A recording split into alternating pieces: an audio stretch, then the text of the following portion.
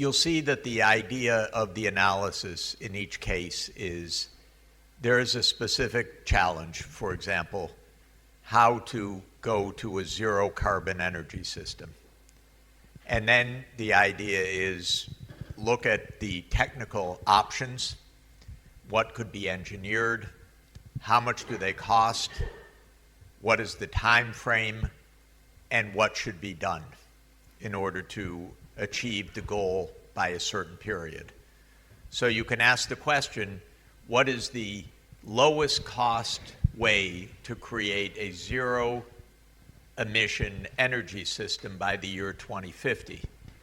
And if you have all of the technology options and the places you could put the transmission lines and so on, you can calculate technically the solution. And that is the approach that Phoebe's championing in each area: land use, energy systems, marine conservation, and so on. What is the goal? What are the technological challenges? What do they cost? How could they be implemented? Our view is that this is the rational way to solve problems, which is to try to state what we're after, to then specify clearly how such objectives could be met, to analyze different options, and then to come up with a solution. It's what your car map or what your Google map does every time you want to go from A to B. You say, my destination's B, I have a path. If you have Waze or whatever program you use, it looks at the weights of the different paths. It talks about congestion, about costs. You do the same thing with a grid, and it's essentially the same kind of path analysis. So the underlying mathematics is quite similar, and the underlying structure is quite similar, and a lot of it is done on a geospatial grid the same way. The main point I wanted to mention is how different that is from normal politics. This is not how governments generally operate. They don't say, here is our goal, here is our timeline, here are our options, here is our path, here is our plan, here is our vote, here is our budget. So politics is not like that. I think it's right to say that our approach, I hope it's Brescia's approach also, is to try to upgrade politics. Because this is not wrong. This is, if I want to go from A to B, I would not listen to Donald Trump.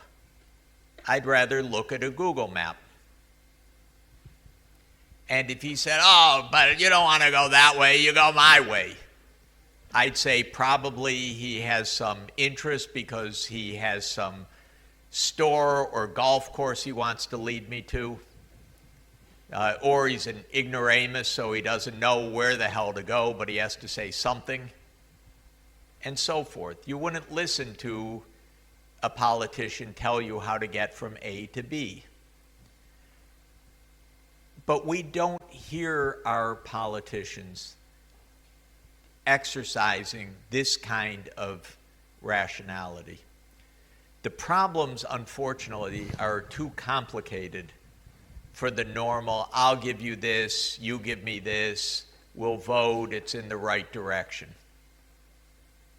It doesn't solve these problems at a technical level. This is putting aside the geopolitics. It doesn't actually solve the problems to just have the normal way of trading off your interest and my interest, and you hire these people and I'll hire these people and we'll get on with it. It actually doesn't work. And I think the challenges today are highly technical and complex. And our world that we live in is incredibly technical and complex, and none of us can understand it. only specialists can understand specific pieces of it. And it tends to work in certain areas. It works where there's a lot of private income that can be properly directed by a profit motive to make it work, because Netflix wants to sell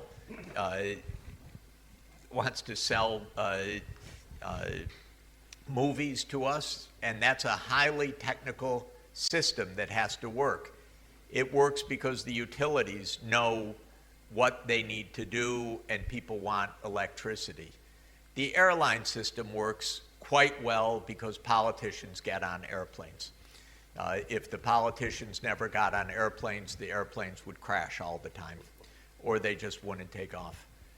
So and these are highly technical systems, but we're not using the same methodology to solve the problems of climate, environment, war and peace, by the way, which are also susceptible to rational analysis, discussion, proof, evidence the same way, but we don't use any of that there. And the questions are why? And they're quite interesting, deep questions. Which systems work? Because we live in a very complex world with very successful systems, after all. It's amazing how many people move in a day, how many international financial transactions take place in a day, how your bank balances, where there's nothing but ciphers and bits, actually more or less work, and so on. But certain systems don't work at all and don't apply the same rationality. So I just wanted to emphasize that we're trying to put rationality where it is not used right now. It generally runs up against reasons why it's not being used. It's not being used because there's not a clear profit motive, or it actually runs against the profit motive in a strong way. There isn't a strong profit motive for the open oceans or for the atmosphere or other places, and you can't easily turn it into that, even though we like to think by putting on a tax or a tradable permit or so forth, we solve this, but we only solve little bits and pieces of a much more complex planning problem. But the other thing that is an aspect of this complexity is that when Phoebe showed you the map of Europe and an optimization that looks like a Google map, how are you going to put the grid on the map? That's 27 countries that have to agree. But it wasn't just for that. It's also the West Balkans, it's North Africa, it's the Middle East, so it's not even countries in Europe. Europe has made goals, but it doesn't have a European-wide plan. There's no European-wide plan. There's not even the idea of one. And if you say in Brussels, well, you need a plan, they laugh. Or if you say that to a senior executive in Europe, they say, well, not in my lifetime, it's not going to happen. Not because they object to it, but because nobody cares to think that it's possible politically, given all of the interests involved and so on. So, and finally, one more point. It requires regional cooperation that's above national level, and the time dimension is way beyond the normal time dimension of politics, because politicians are interested in whether they're in office next year or whether they win the next budget or whether they win the next election. They are not interested in 20 years or 30 years or 40 years. That's for somebody else. But these problems cannot be solved in 5 years or 3 years. And you can't even plan in that way. And the worst thing in my mind about the Paris Agreement operationally is that each country is supposed to put forward a 10-year plan every 5 years, what's called the nationally determined contribution. But if you plan ahead 10 years, you are not planning decarbonization. You're planning incrementalism, not decarbonization. And you may not even know it I would say 150 governments don't even know what they're doing really, because they don't have a proper conceptual orientation of where they expect to be, or where they think they need to be, or where they understand they need to be in 2050, not in 2035. So all of this is to say that this highly technocratic approach is actually needed, but it is not how politics are done in general. And that is one of the biggest tensions. The other is power, and power in all its manifestations. But even the technical side really needs a different orientation. I doubt that the Italian government has these models in the Ministry of Environment or the Ministry of Finance or the Treasury or the Prime Minister's office. I doubt it. I'd like to be surprised, but I doubt that they use it. And I think that a graduate school class can do a better job than the national government in coming up with the plan. So part of my thought is get your graduate students to do it, email it to Rome. It'll help, truly. Email it to Brussels, email it to Washington. It's strange, a little weird, but it's not like the political institutions are ahead of your graduate students. Your graduate students are ahead of the institutions. Just give them the clear assignment, and they'll do a better job of how Italy should decarbonize than the Italian government will do. And then that can become the basis for action if we challenge the politicians. Well, show me your Google map. Well, I don't have one. Well, I have one, so you do mine until you have one. That is how I think we should operate. Thank you, Jeff. And Jeff's leadership here has another dimension he didn't mention, but I think it's important. It is not only the governments, it's us, the scientists as well. We have 300 models for one thing, we never agree, we drive them crazy. And Jeff said, okay, we're gonna put 200 institutions, 2,000 institutions across the world, working with the same framework that is complicated enough, but also simple enough to be used. And this is where is the call of action. Join us as universities of URSDS and Italy in order to get a robust backing of a common scientific Google map, as Jeff called it, a common scientific approach to developing and optimizing our pathways so that we have a unified voice that we can use and is loud enough to have some impact. Well, there are many points I would make, tens of questions to you both, but I don't want to prevent the audience from having questions. But yes, please. Yeah, but not the rector that makes this job.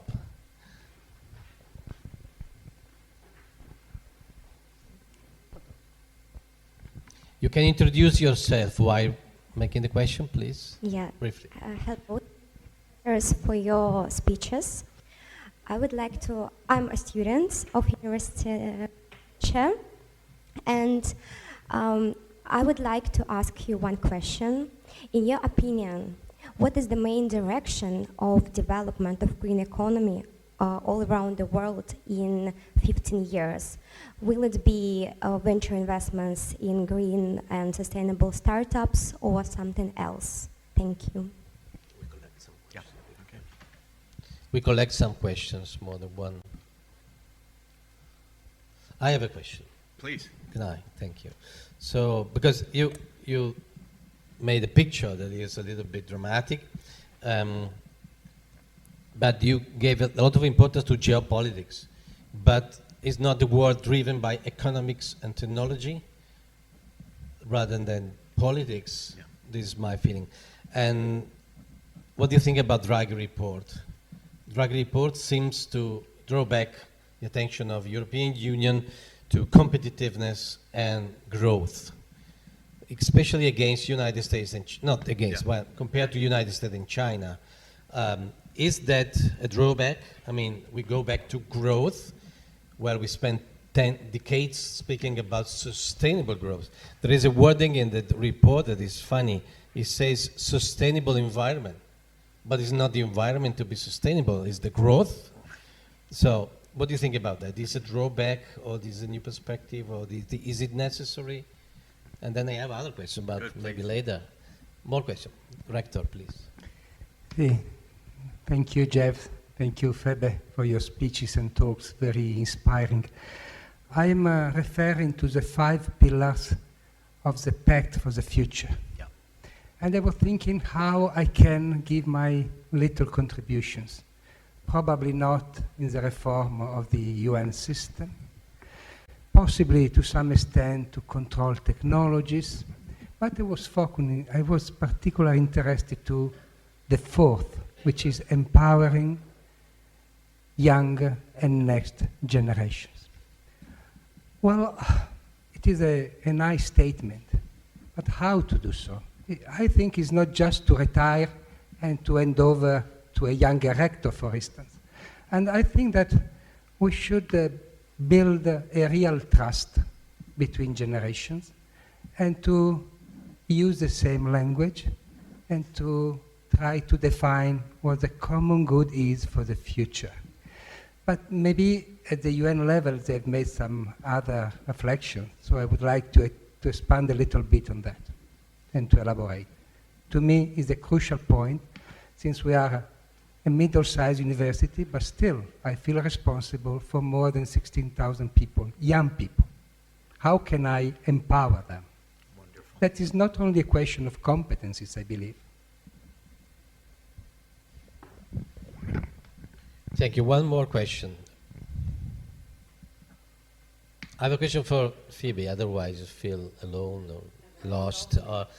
Yes, you said you need to have a common framework, right? But science advanced by competing one against the other. So we can advance because we make it better, we find something better than others. So I agree with some solution must be shared, but also we need to work freely to find better solution and a little bit competing. In any case, universities are competing more than cooperating, you know. What do you think about? So, Jeff. First, on the main direction of global change, the ecological realities will shape the future in a fundamental way. If we put aside the geopolitical issues and the war and peace issues, which are dramatic, and talk about the economic and social dimensions, the ecological crises are deep and real and accelerating. And so they will not vanish. They're not a passing fad. They are not an unreality. The climate change has accelerated. The dysfunction of our ecosystems is widespread. The number of cities around the world in any given year facing serious issues of drought or flood or other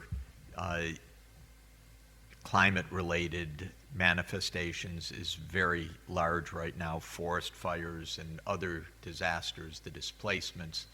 And we have a lot more to come of this, because even if we did everything right in the next 30 years, the climate will continue to warm throughout this century. The manifestations of the changing climate will continue, and the likelihood of some very dramatic changes are real. We'd be extraordinarily lucky to escape dramatic changes. For example, multi-meter rises of the sea level are quite possible. Maybe they won't happen in this century. The issue is to what extent there's a disintegration of the West Antarctic ice sheet. This is not known what the time dimension is, but you could have actually an event, even an event, over the course of weeks or months, in which suddenly there's a multi-meter rise of the sea level. And that would affect directly more than 1 billion people, and indirectly everybody. So that may already be, built into the change. We don't know, but we're near thresholds of this sort that are dramatic. So my view is that we will be driven by this agenda, whether our current politics recognizes that or not. In the US, we have, of course, an awareness of climate change like any place. We just got hammered by 2 massive hurricanes. Generally, by the way, the states that are hit by these hurricanes are against climate action. It's one of the perversities. This is the Gulf of Mexico region that gets the hurricanes, but it's also the oil and gas producing region. And so the politicians tend to call climate change a hoax and then clean up after hurricane disasters every couple of years. It's a most perverse situation. So to my mind, this will guide us. For example, I think it was predictable 10 years ago that we would move to electric vehicles. The German auto industry resisted, more or less, until today. BMW, Mercedes, Benz, Volkswagen are dramatic laggards in the shift to electric vehicles. There was just a report this morning that their share of the Chinese market for automobiles has declined from 1/4 to about 14%. This is Europe's prosperity. So I would have told them 10 years ago, get on the case. But no, you can drag your feet. We're the world's best producers of internal combustion engines. What's there to worry about?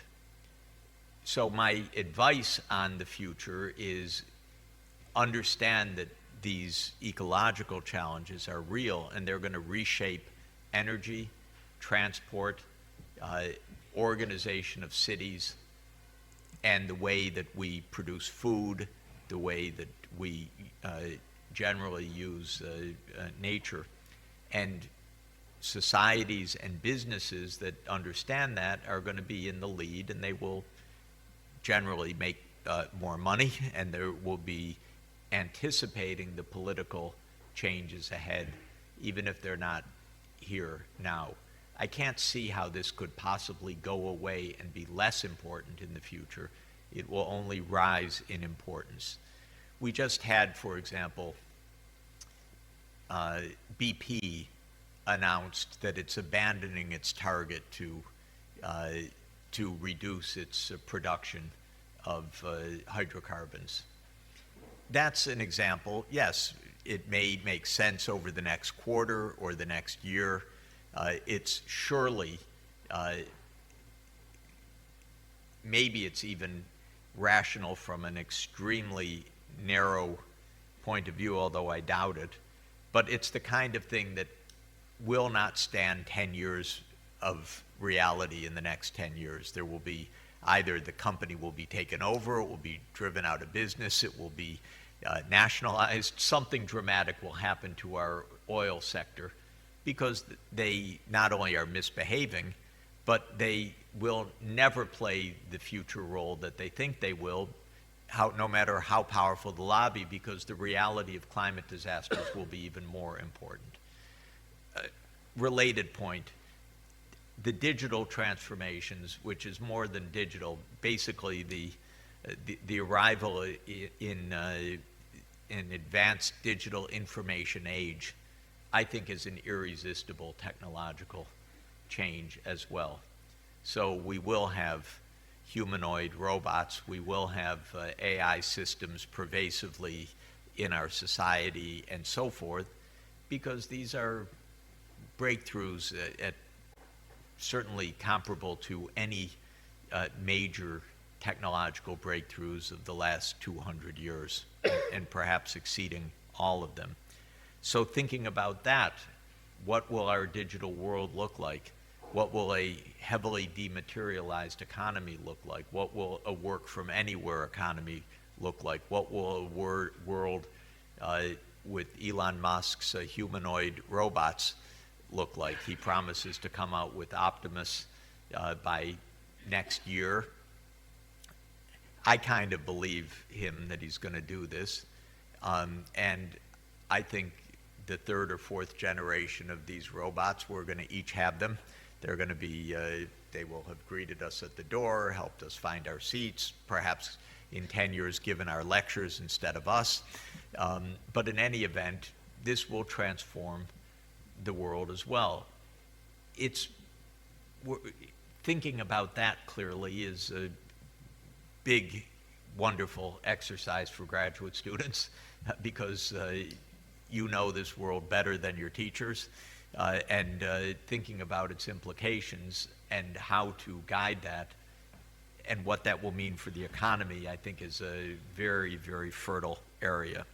So green and digital, I would say, as the two main words of how the world economy will be reshaped. On the question of is the world driven by economics or power, I think Thucydides probably said it best. He's quoting one of the speeches in the Peloponnesian War, that it's power, interest, and glory, or timos. That we don't know whether it's power or interest. They both are playing a role. And it is I think the problem with economics and interest is, by interest, it doesn't mean businesses necessarily. It means economic interest controlling power also. So it's the interaction of the two that shapes our world. In other words, the U.S. quest for hegemony right now, which is very real, very misguided, very dangerous, very out of date, and probably going to change at some point because it's so unrealistic. But this idea that the U.S. should lead the world, which is deeply embedded in U.S. foreign policy in the last 60 years, partly reflected economic aims to control the resources of the Middle East, for example, and partly security aims, so that the U.S. could dominate and determine who was in government in any part of the world. And those power aims partly reflected economic interests and partly just crazy power lust itself. So I'm giving a meandering answer to a very tough question, which is what really guides these global processes. And I would say that our governments do, and our governments, especially the major powers, reflect a mix of these interests in a very, very dangerous way. Okay, I won't say more about that. There's about 10 hours that we could discuss that point.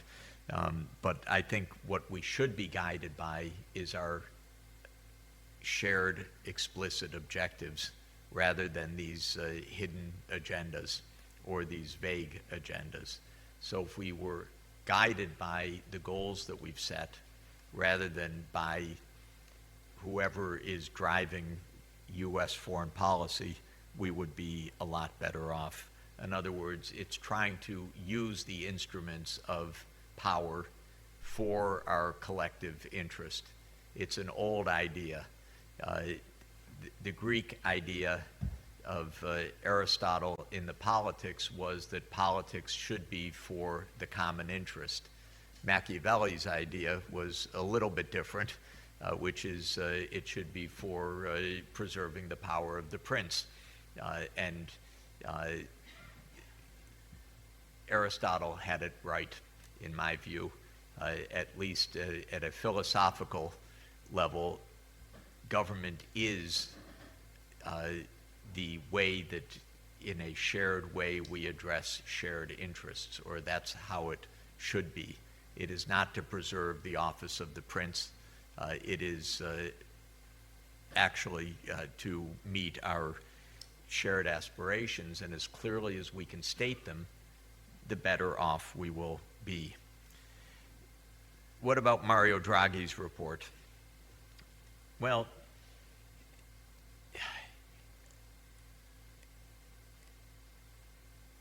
what he's reflecting on is Europe's geopolitical and economic vulnerability right now between two giants. So he's trying to make recommendations. What should Europe do in a world in which the US and China are in conflict and are in a dominant position in key areas?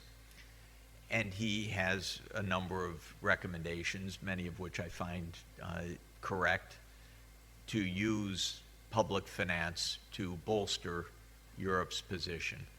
The main argument of Mario is strong integration is important. I agree with this. So I think a stronger Europe is correct, but a stronger Europe that does the right thing. Europe, to my mind, was on conceptually the right course when it was focused on the European Green Deal and sustainable development as its specialization. The SDGs are European goals, basically shared with the whole world. They emerged from European social democratic ideas and practice. They spread to the world. Europe had the lead on them. If you measure, as we do each year, how the Sustainable Development Goals are being achieved or not, Europe is by far the region of the world that is most in achievement of sustainable development. It may not feel that way right now, but the quality of life in Europe is the highest in the world by any objective standards.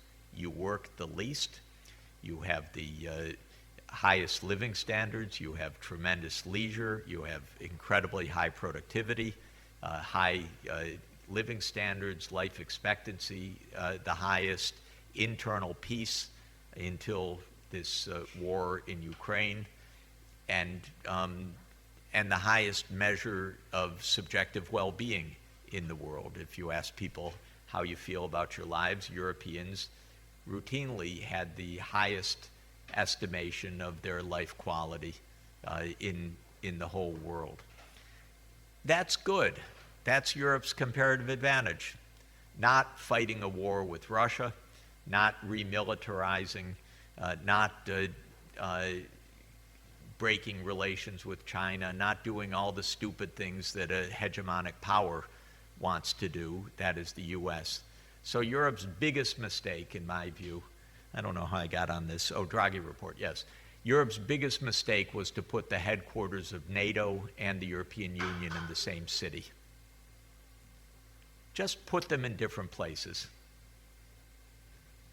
And stop having a president of the European Commission who thinks it's a job promotion to become the Secretary General of NATO. That is a job demotion, not a job promotion. And so this is the big mistake of Europe. And what partly, so what is Draghi after?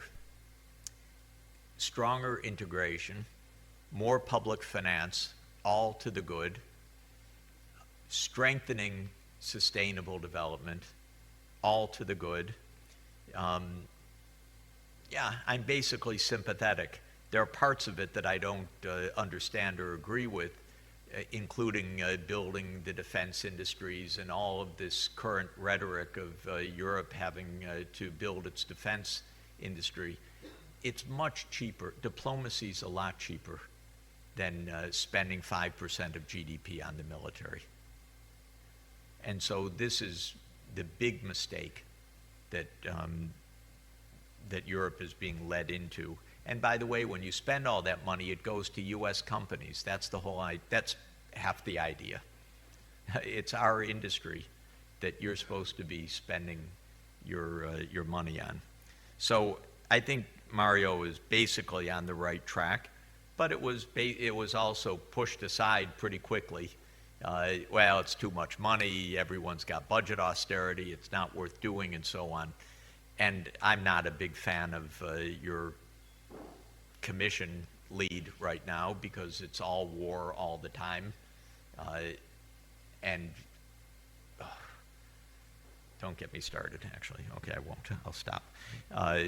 Europe really needs to get back to diplomacy led by development rather than diplomacy led by war and peace.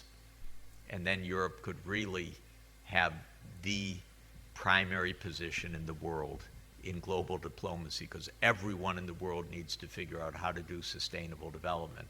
Not everyone in the world needs to figure out how to go to war. So this is what I would really, really recommend. And then the final question on how to empower youth at a university. I think that there are three, in addition to rigorous training, good education, and all the things that are fundamental for a university, helping our students to understand the complexity of the world that we're in is absolutely important. And it may sound trite, but it's not generally part of the curriculum in a strange way. There's nothing automatic. If you get a PhD in economics at Columbia University, you will get your PhD knowing nothing about the world economy. I don't teach in it. It's completely, to me, the wrong way of doing things. You get a technical education in lots of model solving. You probably know not 5 facts about the world, even the relative GDPs or populations or the most primitive things that you should know to understand anything. And you have no sense of the history, the drama, the philosophical debates, the questions of well-being, purpose. You'll go through a 5-year PhD at Columbia, you'll never hear Sustainable Development Goals one moment mentioned. It's just not part of the curriculum. So I started a different field at Columbia called Sustainable Development. It was more or less an invention at the time. It was in 2005. We created a new PhD program. We created 8 new master's programs. We created a new major at the university. What was the content of sustainable development as opposed to my field that I was trained in, economics? Well, you had to learn earth sciences. You had to learn some engineering. Not to be an engineer, but you had to understand what a power grid is. You had to understand how our transport systems work.